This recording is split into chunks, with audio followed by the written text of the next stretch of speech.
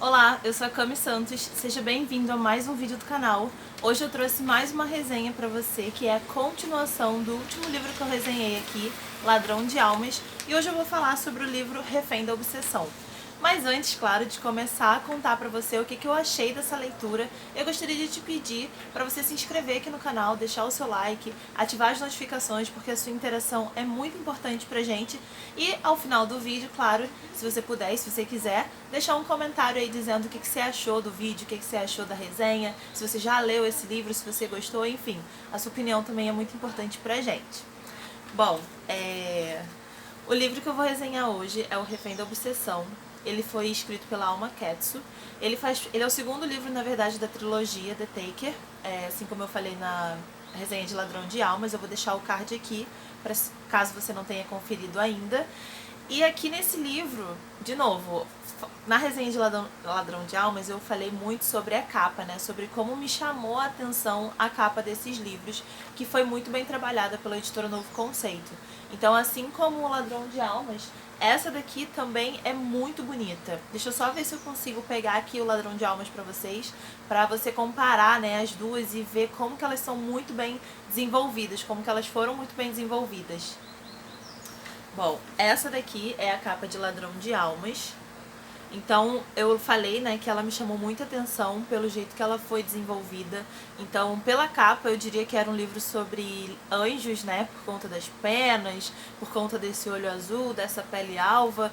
Mas eu me enganei muito. Não tem nada a ver com anjos essa história, apesar de trazer, né, um romance sobrenatural. Então, colocando aqui, ó, só pra vocês darem uma olhada. As duas capas são lindas demais, né, gente?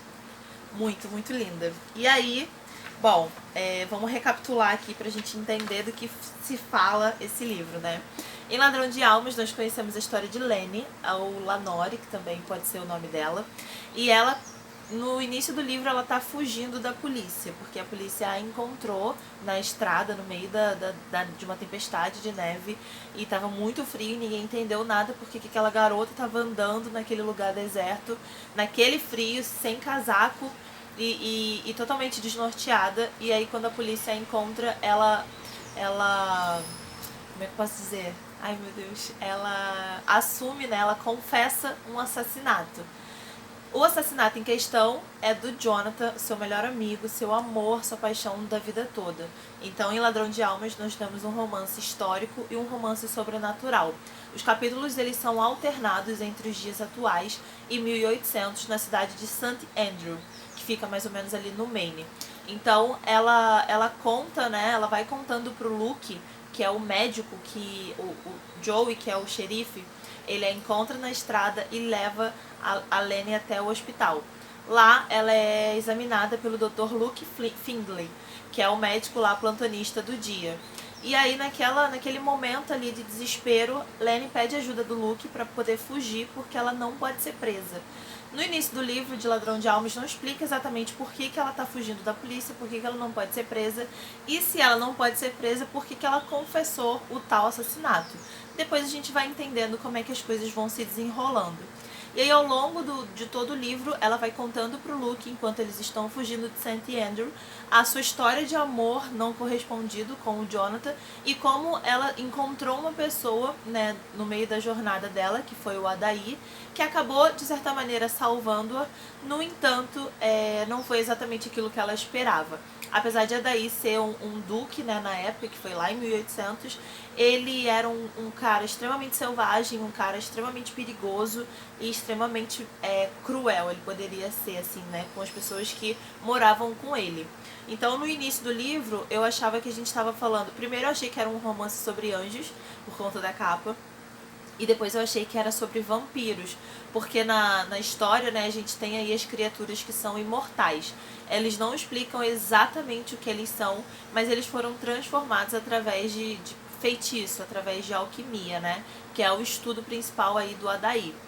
E aí, nós temos aí o desfecho, né, de Ladrão de Almas, onde Lenny consegue fugir de St. Andrew com o Luke. Eles acabam criando ali, desenvolvendo um laço afetivo muito íntimo e acabam se relacionando, né? Eles estão agora em Paris. E aí, o que aconteceu? Como é que foi o desfecho dessa história? A Lenny contou pro Luke que lá em 1800, ela e o Jonathan, com medo, né, dos possíveis planos do Adair, porque a Lenny descobre tudo o que ele queria fazer, eles o prendem, eles encontram uma maneira de prendê-lo e ele fica lá preso por mais de 200 anos. Então, toda essa época que a Lenny tá solta, vivendo por aí no mundo, o Adair tá preso. E ela fez isso com a ajuda do Jonathan, porque ele era um cara muito cruel. E ela descobriu no final de Ladrão de Almas quais eram os verdadeiros planos dele, quais eram as verdadeiras intenções dele para com o Jonathan, que era o grande amor da vida dela. Então ela não poderia deixar que os planos dele se concretizassem, porque isso acarretaria, né, na perda do seu grande amor. Então eles tramam esse plano contra o Adair e eles têm sucesso, pelo menos por 200 anos. Só que aí a gente já vem pro início de Refém da Obsessão.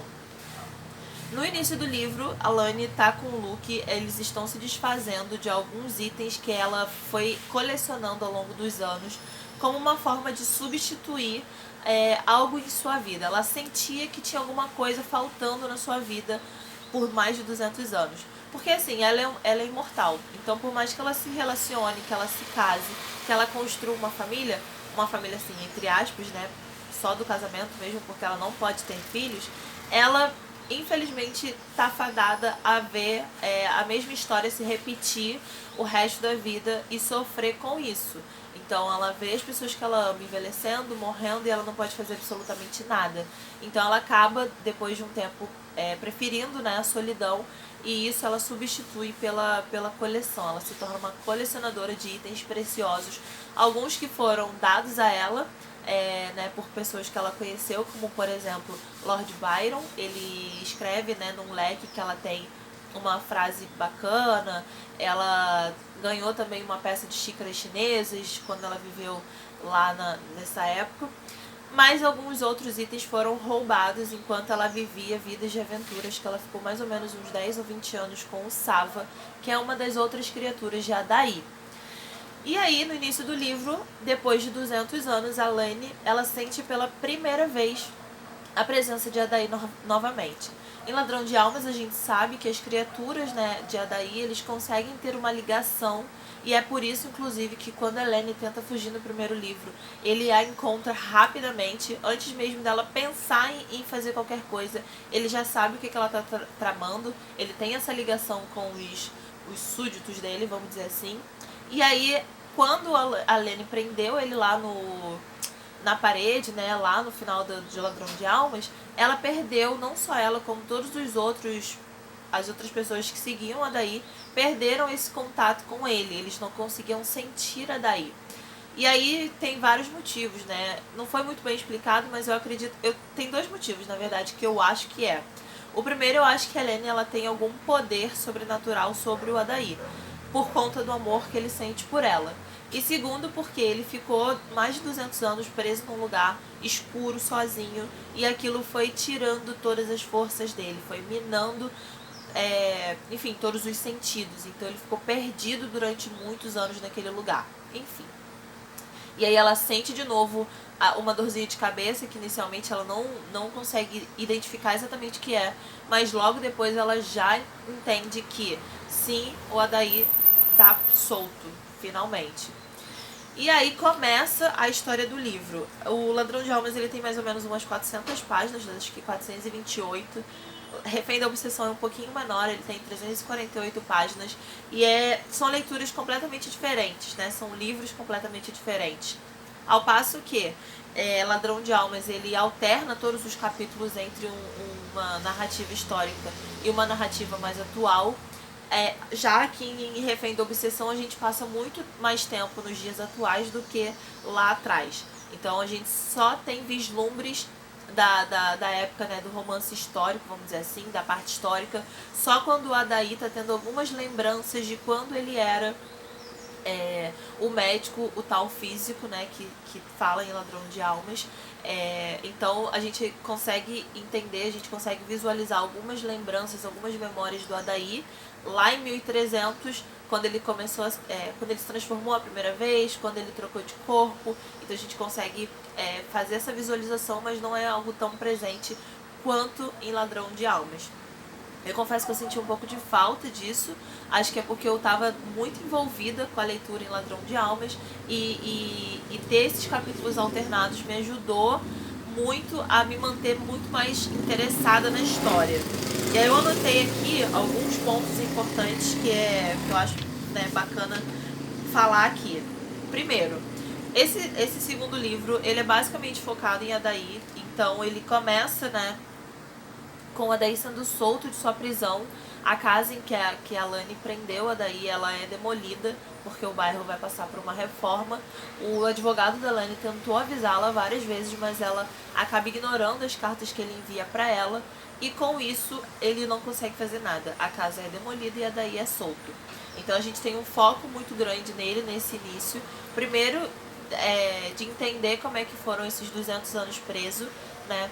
Depois ele encontrando uma pessoa, um de seus criados, né, na época, que é o Jude, que na época fazia o papel de pastor, que buscava para ele em várias cidades, né, outras pessoas para serem seus súditos, e uma coisa que eles chamam de invólucro, onde seria um corpo, na verdade, onde ele poderia colocar a sua alma, um corpo novo. Então o Jude, ele fazia esse papel. E agora o Jude é um homem de negócios, como sempre fora, né? Mas agora ele é um homem bem sucedido, que investe na bolsa e que tem muita grana e que mora sozinho. Então o Adair, ele acaba se instalando na casa do Jude, e eles ali começam a interagir entre si. E o Jude ele se sente na obrigação, na verdade, a ajudá-lo, né? Então o Adair, ele parece uma criança, porque ele ficou 200 anos preso. Ele saiu de um lugar onde era 1800 e agora ele está nos dias atuais. Então ele precisa se adaptar aos tempos modernos, porque tudo está diferente de como ele conheceu.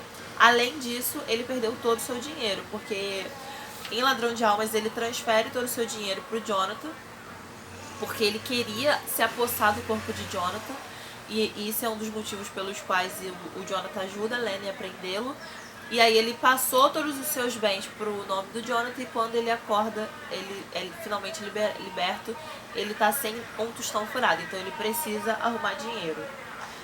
Então essa é a primeira coisa. A segunda coisa é que a gente conhece a verdadeira história do Adair, né? Então em Ladrão de Almas ele conta uma história pra Lani, que ele era um camponês, não só pra ela, como pra todas as pessoas que te seguem. Então, lá, né, no primeiro livro, ele conta uma história diferente do que foi real. E aqui a gente conhece finalmente a história de Adair, quem era ele. E tem um ponto que ainda fica também meio nebuloso, porque ele fala no momento do livro que ele não fala em nenhum momento, na verdade, qual é o nome verdadeiro dele. E ele diz que quem sabe, quem conhece o nome verdadeiro de um mágico, vamos dizer assim, de alguém que tenha superpoderes, vamos dizer assim, acaba descobrindo seu grande segredo, uma coisa muito poderosa, tipo aquela história do Rumpelstiltskin, né? E a outra coisa que eu achei curioso, eu lembro, lendo O Refém da Obsessão, eu tive algumas lembranças, assim, de alguns contos de fada. Alguns ele cita, inclusive, então em um momento ele se compara com a Alice, ele fala, provavelmente a Alice no País das Maravilhas foi assim que ela se sentiu, da mesma forma que eu tô me sentindo, blá blá blá blá blá. Outras vezes ele faz essa sugestão. Então tem essa história do nome que tem a ver com Rumpelstiltskin. E essa história de Refém da Obsessão me lembra muito de A Bela e a Fera também, principalmente o final, assim. É totalmente A Bela e a Fera. Então esse foi um ponto que eu achei curioso citar. E aí, por último, o Adair, em Refém de Obsessão, ele se mostra exatamente quem ele é. Então aqui a gente tem um vislumbre da crueldade dele, da maldade dele, do quanto ele é perverso, simplesmente pelo gosto de ser perverso. E aí tem uma questão, assim, eu anotei aqui pra não esquecer. Mas assim, pra mim tem uma questão. A autora, ela coloca a gente um dilema moral. Então, a gente odeia o Adair, é óbvio, isso não tem dúvidas. Mas, em alguns pontos, a gente gosta do Adair. E isso não é bacana, né? Porque ele é muito perverso. Então, todas as coisas de ruim que existem nesse mundo, violência sexual, violência física, violência verbal, tudo isso ele pratica não só com os seus súditos, mas principalmente com a Lene, que é a mulher que ele diz que ama. Então, em alguns pontos eu achei muito pesado sobre a questão de alguns estupros que aconteceram na leitura. Tem uma parte do livro que ela tenta explicar um pouco isso, que ela fala dele, né? Onde ele conta que ele nasceu numa época medieval, então ele não conhece outra forma de ser a não ser violento. E aí é aquilo, né? A gente fica tentando entender se a gente vai aceitar, se a gente vai engolir ou não essa passada de pano. Mas ele é extremamente desequilibrado, ele é cruel, ele é malvado, ele é perverso e ele é simulado. Então ele conta mentiras o tempo todo e a gente não sabe exatamente no que acreditar. Em Ladrão de Almas ele conta mentira praticamente o livro inteiro. E aí sim, em Refém da Obsessão, a gente tem algumas verdades aí confrontadas com tudo aquilo que ele disse ao longo do livro. Outra coisa, alguns pontos fracos, né, da narrativa que eu achei. Primeiro de tudo, cara, mais de 220 anos que esse pessoal viveu. E eles são muito fracos, então eles não se aperfeiçoaram em nenhuma luta. A Lene, ela passa mais de 200 anos obcecada pelo Jonathan e obcecada por não ficar sozinha, mas ela não pensa em se proteger, em se resguardar. Então não só contra Daí, mas contra tudo. Tem um episódio que ela conta que tava com Sava, né, fazendo trambique lá na África e etc, vendendo armas roubadas para um grupo. Então ela fica com muito medo de ser pega, principalmente se descobrirem que ela é uma mulher, ela fica com medo do que pode acontecer e etc. Enfim, eu fico pensando, cara, não é possível, mais de 200 anos, a pessoa é imortal. Se alguém enfiar uma faca nela, ela não vai morrer. Então, assim, minimamente ela teria que ser um pouco mais forte, na minha visão, sabe? Ela teria que saber lutar, não só ela, como todos os personagens. Eles teriam que saber lutar, eles teriam que saber se defender. E aí tudo bem, vai dizer, eles não faziam isso porque eles tinham medo do Adair, etc. Naquela época, mas pô, 200 anos se passaram, o Adair preso, vários outros males aconteceram no mundo. Então será que eles não pensaram nisso, de como eles poderiam, enfim, se proteger? Então isso eu achei fraco do ponto de vista da narrativa. Eu também senti falta no início do livro, até a metade, dos outros personagens que aparecem basicamente só no final do livro. Então, em Ladrão de Almas a gente tem bastante movimentação, tem muitas pessoas entrando e saindo da história, e tem alguns personagens que são fixos, principais, né? Que são os acompanhantes ali do Adair, que é a Tilde, o Alejandro, o Dona.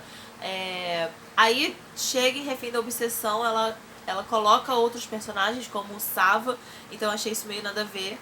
Então senti um pouco falta deles, mas também quando eles apareceram eu odiei. O Alejandro totalmente falso demais. Fiquei com muita raiva dele. Acho que de todos os personagens ele é o que eu tenho mais raiva, porque ele é o mais dissimulado de todos.